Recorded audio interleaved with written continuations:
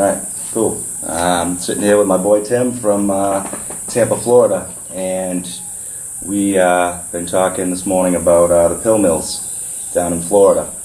They don't really exist as much as they did in the past because they've cracked down on them quite a bit. But it was something that I was always really interested in. I've seen all the documentaries about it, and when I was really heavy into OCs, and that was quite a while ago now, before I made the switch to heroin. Part of the reason why I switched to heroin was because it was so hard to get the oxys. And I heard about these pill mills down in Florida, and I really was scheming and trying to figure out a way to get down there and to take part in what was going down there, because it seemed really easy to go into a doctor and then just fake a backache or whatever it was and then get a big script. So Tim is painfully easy. Yeah, Tim is from there.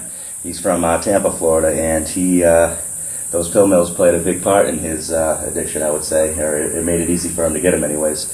So he's going to tell us a little bit about his experience with that.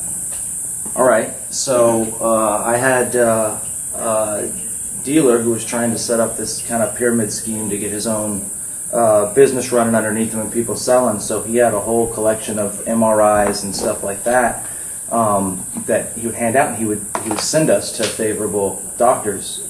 So he provided me with a fake MRI, which was somebody's real MRI, but fake to me, that said I had a slip disc in my back. And then we created a script history that said I'd been being prescribed massive amounts of oxys for the past year and a half. And that was, you can create that in a Word document. I mean, it was super easy to create that. So he sent me to a doctor, and you pay, I think, like 150, maybe 200 bucks, depending on the doctor's office. How you doing? To get the prescription. So I go into the doctor and I give him my MRI and my script history and wait. I went back to see the doctor, and I think the whole time with the doctor was about maybe 2 minutes per appointment. I go in there, he asked me a couple questions, which I've been coached on the correct answers to the questions. And I was a little nervous because there's nothing wrong with my back. Right. And he never even looked at my back.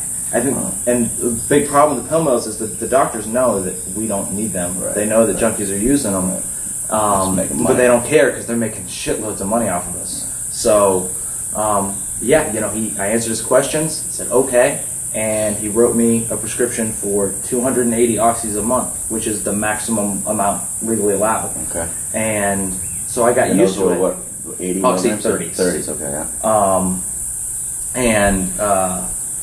yeah. So where the street price, back then the street price was like 10 or 11 bucks a piece. Where you were, not where I was. Well, now even in Florida, the street price is like 30 bucks. Right, that's the way it is up in Mass, because I guess to get them up there or whatever, but yeah, we paying full price. Yeah, so, I was getting them for 80 cents a piece from the pharmacy, and you could take as many as I want and sell as many as I want, and once I got my own script, I started doing a whole lot more of them, because it's easier to do it when they're a fraction of the price. Sure. And it wasn't good enough for me, so I actually shopped out other doctors at the same time, which is like serious federal prison time if they catch you doing that. But it was still easy. Right? But it was super easy. All the doctors' offices were the same. I never once got questioned on my back. I never once had my back looked at. I was the dude with the slip disc, and nobody ever analyzed me as long as you give them their couple $100. And the wait takes hours in the pill mills. People are lined up at the door an hour before they open at 8 a.m. And lots of them all day, not even from Florida, right there. Correct. Yeah, so people would drive down from down I-75 from Georgia and Kentucky and Tennessee once a month. They drive down and they get their prescriptions filled, and then drive back up and do what they're doing and sell what they sell. Right. And that's how the oxy spread throughout the country to become like an epidemic in the late 2000s. Where we're at today. I think I read an article that said something like 90 to 95% of all oxy prescriptions written in the U.S. were written in the state of Florida. That's crazy shit. Yeah, but it was so easy because they didn't check anything. As long as you had your money, They didn't care. And you can see when you look in the waiting room. I mean we can spot junkies because we were junkies, but you could see everybody in the waiting room is not people who need it. Right. Wow. Yeah, that's just crazy to me. So they were basically, the doctors are just drug dealers. Yes, they were drug dealers with a PhD. And I was actually very fortunate. One of the doctors I had shopped out, I had an appointment, and the day before I had an appointment, they got raided by the DEA, and the DEA arrested everyone, all the patients in the waiting room. And I would imagine, a few of those patients might have gotten cleared. There's got to be somebody legitimate using it, I think. But all of those people probably ended up with prison time. And I was one day away. If that raid had been one day later, I wouldn't be here talking to you right now. Lucky enough. Yeah, that's crazy shit. Cool. Right on. Well, like I said, it's cool to obviously to meet you for all kinds of reasons, but to hear about that side of it from someone who lived it and knows what it is pretty cool. So I just wanted to put this out there because I thought it was interesting. Yeah, so the doctors are collaborative in getting us our fix as long as they get their money, and I think the pharmaceutical companies are also very much implicit in this because they knew what was going on. They can see how much they're produced. They can see how much is prescribed, and the pharmaceutical companies who make this incredibly dangerous drug don't have any kind of ethics involving people strung out. In fact, the pharmaceutical companies obviously have a vested monetary interest in as many junkies being hooked as possible, because that's more money for them. Absolutely. And that's why when you go to rehab in the States and they just put you on Suboxone and methadone, because the same pharmaceutical companies make those. Guys are just making money, man. It's all about money. Yep. Pretty scary. And that's why Iboga. Hello. Morning, buenos dias.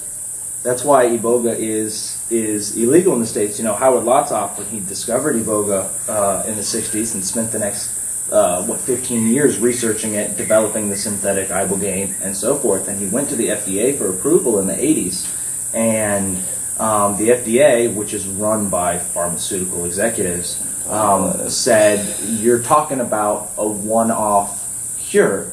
We're not in the business of curing. We're in the business of treating. There's no money in a cure. So we're going to continue treating, and not only do they not approve it, Schedule 1, which means no research gets done. They completely shut it down. It's just like the oil industry shutting down research into alternative energy. They have a vested interest in not curing addiction. It's all about the money. Yeah. Yeah. So but, I'm free now. Yeah, right on, brother. I'm free. Yeah, it's the only way to be. So, if anybody else wants to be free, come on down to the Iboga Wellness Center. We'll take care of that. All you need to do is want it. And Tim's a perfect example here. He wanted it, and it's 8-9 days later, and you're free. I'm free in a way I can't even explain. It's not just that I'm not in withdrawals or I'm not fiending. I don't want it. Right. I don't want it. I don't have all my thoughts bent towards it anymore. It's a beautiful thing. Please, come.